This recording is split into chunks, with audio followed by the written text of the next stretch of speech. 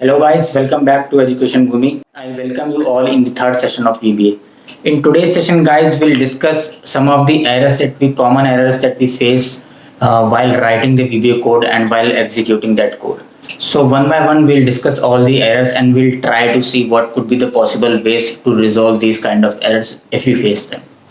So before starting today's session, I would like to request you guys, if you are here at this channel for the first time, please subscribe the channel and please also hit the like button if you get to learn something from this video.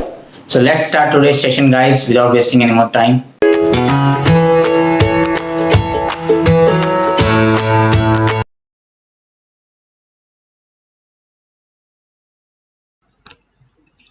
So guys, let's look at the types of errors.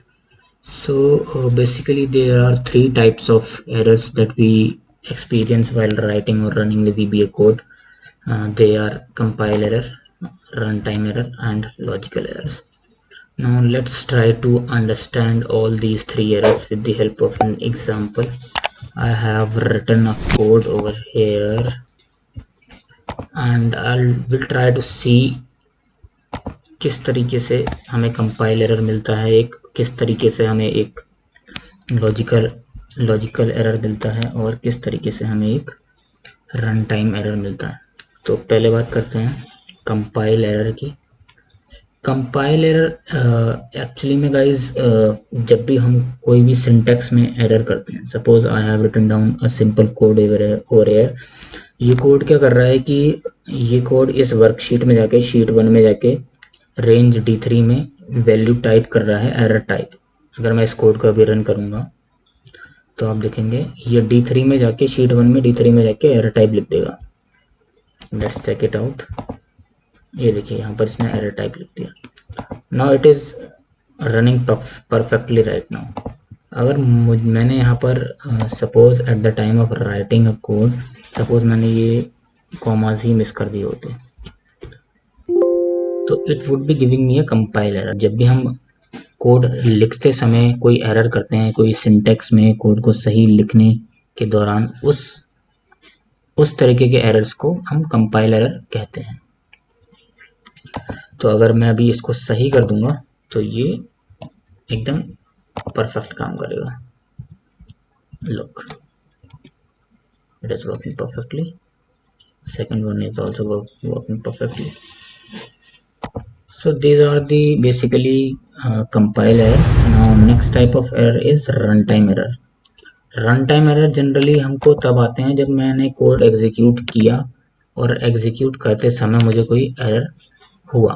For example जैसे मैंने यहाँ पर sheet 1 की जगह sheet 2 लिख दिया। अब अगर मैं ये देखूँ कि यहाँ पर शीट 2 तो है नहीं और ये मुझे कोड लिखते समय भी कोई एरर नहीं दे रहा है, नहीं देगा। जैसे मैंने आपके सामने अभी यहाँ पर शीट 2 लिखा, मुझे कोड लिखते समय कोई एरर नहीं दिया, but while I run the code इतना सही चलेगा। यहाँ पर मुझे रन टाइम एरर दे देगा।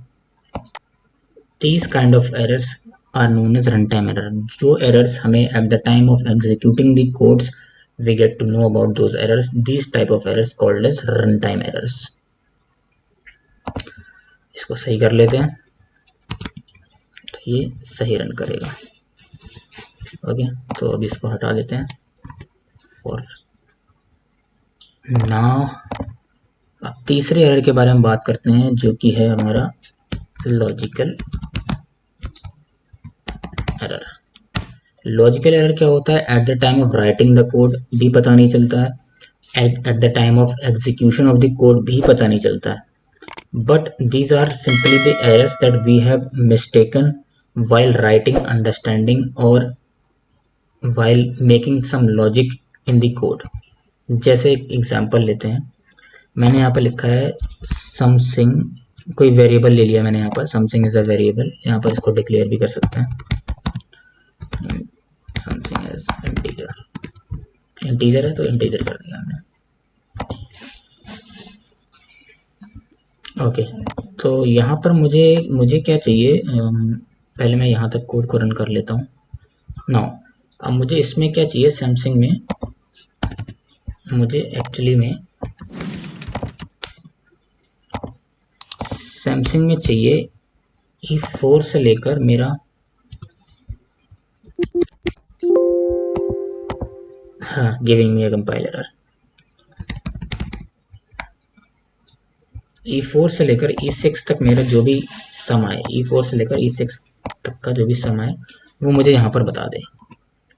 ठीक है, फॉर एग्जांपल मैं यहाँ पर लिख भी लेता हूँ for just a better understanding. यहाँ पर मुझे बताएगा टोटल एरर काउंट। ठीक है, तो let's try to execute this code. अब यहाँ पर मैंने राइटिंग द कोड एक मिस्टेक कर दी, E6 की जगह E5 लिख दिया। अब यहाँ क्या होगा, क्लियर कर देता हूँ। जब मैं कोड एग्जीक्यूट करूँगा, एक बार थोड़ा साइड कर लेते हैं इसको ताकि दोनों विंडोज हमको एक साथ देख पाए।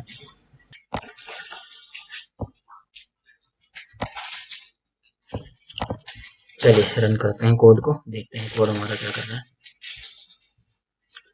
पहली लाइन एग्जीक्यूट हुई, दूसरी हुई, तीसरी हुई, चौथी हुई, और सो ऑन एंड सही चल रहा है, अभी तक सही चल रहा है, फिर सही चल रहा है। टोटल एरर मुझे यहाँ पर दे देगा सैमसंग 12 है, E4 एंड E5 का सम करते हैं, बट मुझे क्या चाहिए यहाँ पर, E4 से लेकर E6 का सम चाहिए था। तो ये मैंने बाय मिस्टेक यहाँ पर कोड में E5 लिख दिया।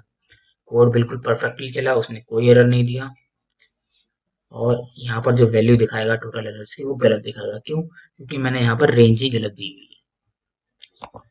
So guys, these type of manual mistake that we do that does not recognized by VBA, क्योंकि हमारा लॉजिक क्या है वो VBA को नहीं पता, हमें वो लॉजिक बताना पड़ेगा। तो अगर मैं वो लॉजिक गलत बताता हूँ VBA का, तो सिंपल सी बात है कि वो गलत रिजल्ट ही मुझको देगा। तो अगर अब मैं एग्जीक्यूट करूँ इसको after writing E6, then it will give me the right result. We can check over here, 573, the sum is 50. So that's all in today's session, guys. I hope you liked the session. I hope guys you got to learn something from this video. If you do so, please hit the like button and please also share the video with your friends. We'll meet very soon in the next video. Till then, take very well care of you. Arvind Kumar signing off here.